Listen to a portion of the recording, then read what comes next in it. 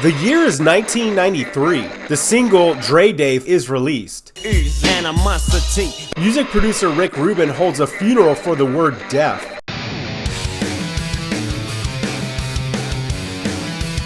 Beavis and Butthead debuts on MTV. Leap of Faith, starring Steve Martin, is released on VHS. Steve Martin, at his best. Oh, I'm vibrating! And Pizza Hut hypes their all-new Bigfoot Pizza. Recently, an object was sighted. It was big! Bigger than big! Huge, large, astronomically big. Big would be an understatement. Very big. Huge. Some guy, big, huge. When it arrives, you better not be alone. Bigfoot. Pizza Hut! From Pizza Hut. 2 square feet of pizza, 21 slices on a tasty new crust, $10.99 for up to 3 toppings. It's bigger than pizza. Bigfoot from Pizza Hut, a legendary value. The Pizza Wars, which started in the mid-1980s, were hair on fire by the early 1990s. Throughout the 80s, the 2 dominant franchise players were Pizza Hut and Domino's. Pizza Hut had existed primarily as a table service restaurant for most of its lifespan, while Domino's was strictly delivery, even offering a 30-minute delivery guarantee since 1979.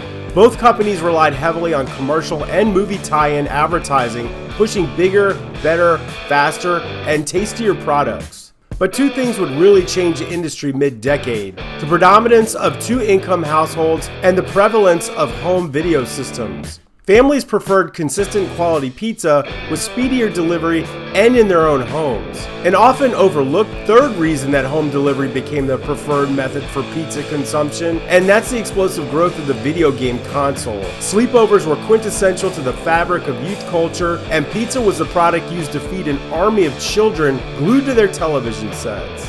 By 1987, another player appeared in the arena with a franchise location in all 50 states, and that's Little Caesars. What is big?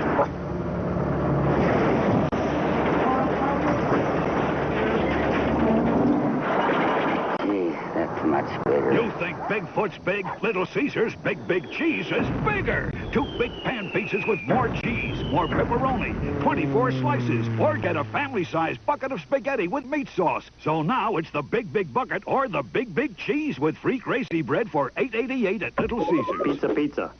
I remember my first introduction to Little Caesars was here at this former Kmart sometime around 1990. So this was a Kmart for pretty much all of the 1990s, for basically the entire decade.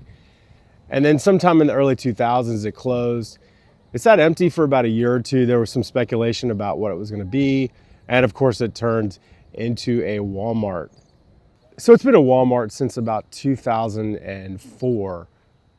And I probably should do a full history on this building, because when we first moved to Virginia, this was not a Kmart. It was definitely not a Walmart. It actually was a Bradley's.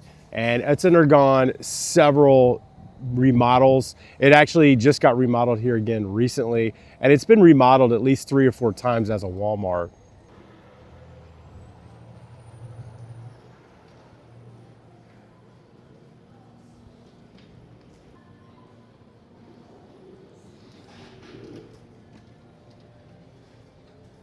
Bradley's was a department store that went out of business, and I remember it kind of abruptly turned into a Kmart. There wasn't a lot of lag time. And I remember when Kmart first opened, it looked a lot like the Bradley's. Even the layout of some of the departments were pretty similar from what I remember. I'm sure you've seen a Walmart before, and you're probably wondering, what does this have to do with the Bigfoot Pizza? Well, when this was a Kmart, this was the very first Little Caesars. The very first Little Caesars that I had ever seen had opened in the back alongside the K Cafe, the Kmart Cafe.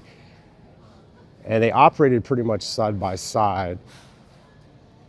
And the K Cafe and the Little Caesars was roughly back here where the electronics section is now. And I remember they used to promote was it the Big Pizza, the Little Caesars alternative to the Bigfoot Pizza. My mom used to use the coupons, and they would come in those paper wrappings, and you would get, I guess it was basically like 2-for-1 pizzas, and they were enough to feed a family of 4 at least.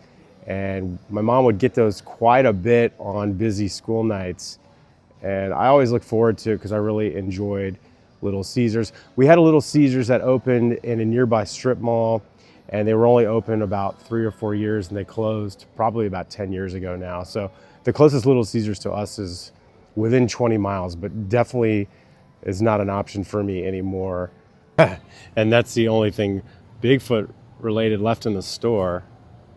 And speaking of 1993, this is a small store even for Walmart, but that's your pizza section, and I don't see any equivalent. But Aldi had one that I reviewed just a few years ago.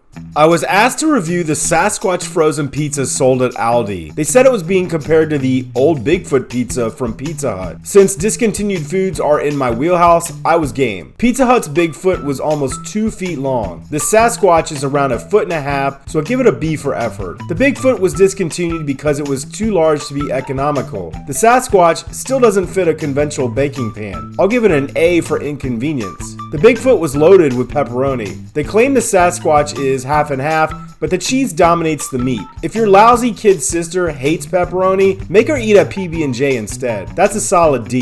The Bigfoot benefited from those consistent high-temp restaurant-grade ovens. The Sasquatch is hindered by a semi-high, at-home temperature that'll take forever to brown the crust golden, and no time to overcook the cheese. I'll give it a C because the crust wasn't half bad. It's fine for frozen pizza, but does it compare to the Bigfoot? The Pizza Hut Bigfoot Pizza was an ad gimmick designed to counter the roaring sales success of Little Caesars. Pizza Hut leased a $4 million blimp and splashed the Bigfoot logo and character design on the sides. The plan was to fly it around the country promoting the company's latest weapon in the pizza wars. An ad campaign that ended in disaster when on July 4th of 1993, the blimp crashed into an apartment building on the west side of Midtown Manhattan.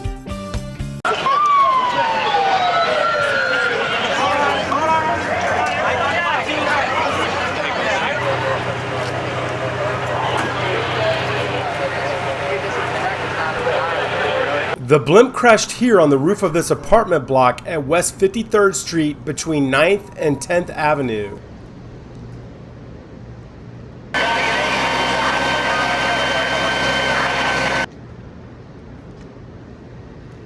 They were throwing sandbags out down on the street and all kinds of things, and I ran following it to this building. They tried to land it in the school, but it didn't happen. And the pilot landed it on top of the building, and the rest of the balloon came off to the side. It's pretty wild.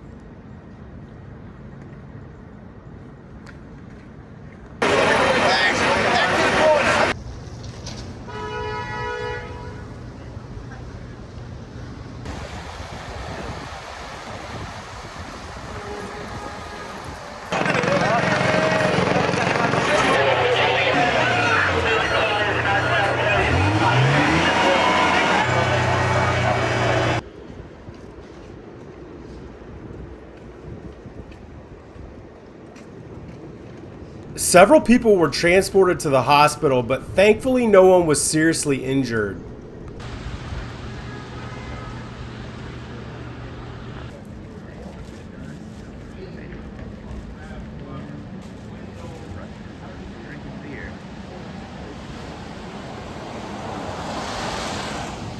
The crash didn't kill the Bigfoot Pizza.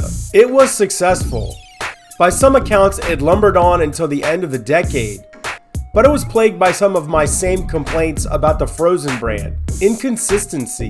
The crust had a sourdough starter and tasted different than the rest of the menu. It was hard to cook properly, oily in the center, borderline overcooked at the edges, and changing consumer tastes. The customers ultimately moved on, and the Bigfoot strode back to whence it came.